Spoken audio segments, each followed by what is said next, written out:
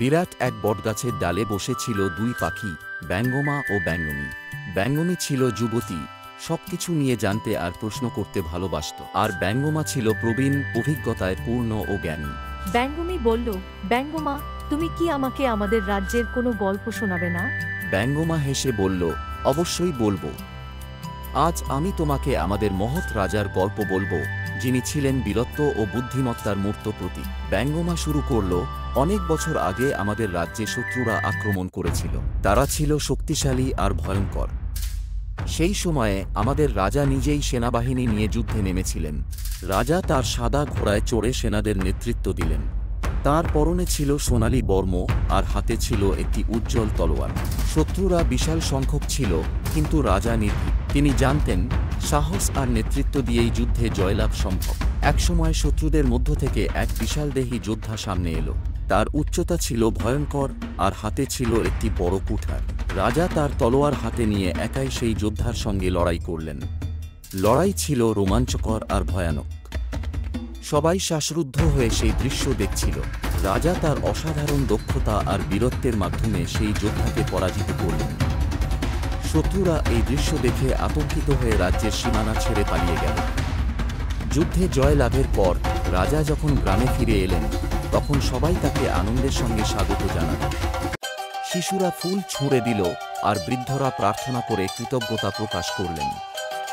সেদিন রাজ্যের মানুষ বুঝল, তাদের রাজা শুধু নেতাই নন, তাদের রক্ষাকর্তাও। ব্যঙ্গমী উচ্ছ্বসিত হয়ে বলল, ওহো ব্যঙ্গমা, আমাদের রাজা কত অসাধারণ ছিলেন। তারপর কি হলো?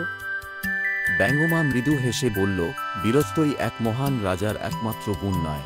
এবার শোনো তার বুদ্ধিমত্তার গল্প। ব্যঙ্গমা বলতে লাগল, একদিন দূর দেশ থেকে এক ধূর্ত বণিক রাজ্যে এলো। সে সবার কাছে দাবি করল যে তার কাছে একটি জাদুকরী রত্ন আছে, যা রাজাকে অগাধ ক্ষমতা এনে দিতে পারে। সে সেই রত্ন দেখাতে রাজদরবারে হাজির হল। রত্নটি সত্যিই দেখতে ভারী আশ্চর্য ছিল। সেটি নীলাভ আলো ছড়াচ্ছিল, আর সবাই সেটির দিকে মুগ্ধ হয়ে তাকিয়েছিল। কিন্তু রাজা খুব শান্ত থেকে রত্নটি গভীরভাবে পর্যবেক্ষণ করলেন।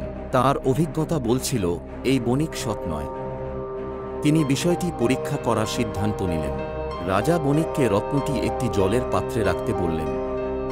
বণিক প্রথমে একটু অস্বস্তি প্রকাশ করছিল বটে, কিন্তু রাজার অনড় অবস্থার কারণে তা করতে বাধ্য হল। রত্নটি জলে পড়ার সঙ্গে সঙ্গেই তার উজ্জ্বল নীলাভ আভা নিভে গেল। সবাই অবাক হয়ে দেখল, এটি আসলে একটি কাচের টুকরো, যা প্রায় মূল্যহীন। রাজা বণিককে কঠোরভাবে প্রশ্ন করলেন। শেষমেশ বণিক স্বীকার করল যে সে রাজ্যের ধন সম্পদ চুরি করার ষড়যন্ত্র করছিল। রাজার সৈন্যরা তাকে গ্রেপ্তার করল। রাজা সেই চুরি করা ধন সম্পদ জনগণের মধ্যে ফিরিয়ে দিলেন।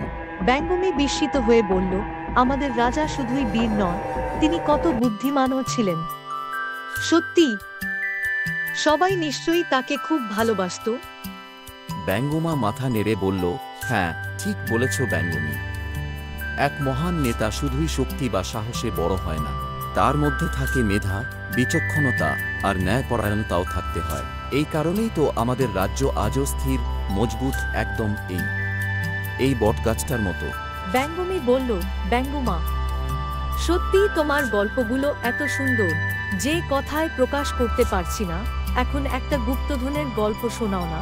ব্যঙ্গমা হেসে বলল, ঠিক আছে ব্যঙ্গমী, পরের গল্পে আমি তোমাকে এমন এক জেলের কথা বলবো, যে তার বুদ্ধি আর দয়ার জন্য গুপ্তধন পেয়েছিল আর নিজের ভাগ্য বদলেছিল। কিন্তু তার জন্য অপেক্ষা করতে হবে। ব্যঙ্গমী বলল, ওহো না না ব্যঙ্গমা, আমাকে এখনই বলো না কেন। ব্যঙ্গমা বলল, গল্পের মজা হলো ধীরে ধীরে জানা, তাই ধৈর্য ধরো আর পরের গল্পের জন্য প্রস্তুত হও। ব্যঙ্গমা বলল, বীরপুর গ্রামের নদী যেমন শান্ত, তেমনই রহস্যময়। এর ঢেউয়ের সঙ্গে বয়ে চলে গ্রামের মানুষের জীবনের কাহিনী। আর এই কাহিনীর কেন্দ্রে রয়েছে রমেশ, একজন সাধারণ জেলে, যার জীবনের মোড় ঘুরিয়ে দিয়েছিল নদীর গুপ্তধন। ব্যঙ্গমা আরও বলল, রমেশের জীবন ছিল নদীর জলের মতো, অস্থির অথচ গভীর। ছোটবেলা থেকেই মাছ ধরাই ছিল তার একমাত্র কাজ। কিন্তু সময়ের সঙ্গে সঙ্গে নদীতে মাছ কমতে শুরু করে, আর তার পরিবার দারিদ্র্যে জর্জরিত হয়ে পড়ে। রমেশ মনে মনে বলে, আর কতদিন এভাবে চলবে, ঋণ শোধ করব কিভাবে। সেদিন দুপুরে রমেশের জালে ধরা পড়ল এক অবিশ্বাস্য মাছ। যার সোনালি আভায় নদীর জল আলোকিত হয়ে উঠেছিল। রমেশ আশ্চর্য হয়ে বলল, এটা কি? আমি কি স্বপ্ন দেখছি? মাছ বলল, না রমেশ, এটা স্বপ্ন নয়, আমি বাস্তব। কিন্তু দয়া করে আমাকে ছেড়ে দাও, আমি তোমার জীবনে আলো এনে দেব। রমেশ দ্বিধাগ্রস্ত হয়ে পড়ে, কিন্তু শেষমেশ মাছটিকে নদীতে ফিরিয়ে দেয়। ব্যঙ্গমা বলল, তার দয়ার ফলে রমেশ অজান্তেই খুলে দিল এক অলৌকিক অধ্যায়ের দরজা। মাছ বলল, তোমার মহানুভবতার জন্য আমি তোমাকে ধন্যবাদ জানাই। মন দিয়ে শোনো, পদ্মার মাঝখানে একটি পুরনো ডুবন্ত গাছ রয়েছে। সেই গাছের তলায় পাথরের একটি বৃত্ত আছে, সেখানে গুপ্তধন লুকানো আছে। রমেশ অবাক হয়ে বলল, এত সহজে কি আর আমার কপালে গুপ্তধন আসবে? মাছ বলল, তোমার সততা আর দয়ার জন্যই এটি তোমার প্রাপ্য। তবে মনে রেখো, লোভ করো না, এই ধন সঠিক কাজে ব্যবহার করো। ব্যঙ্গমা বলল, মাছের নির্দেশ অনুসারে রমেশ নেমে পড়ল পদ্মার গভীরে। নদীর ঢেউ যেন তাকে পথ দেখাচ্ছিল।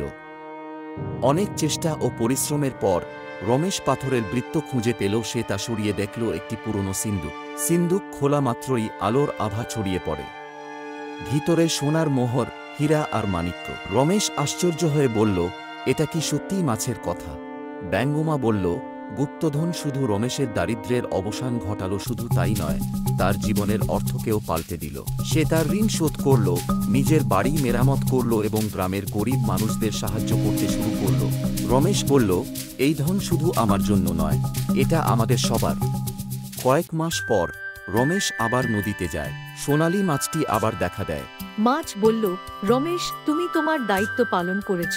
তুমি তোমার পাওয়া ধন সঠিক কাজে ব্যবহার করেছ। এই জন্য আমি চিরকাল তোমার প্রতি কৃতজ্ঞ থাকব। রমেশ বলল, তুমি আমাকে শুধু গুপ্তধনই নয়, জীবনেরও শিক্ষা দিয়েছ।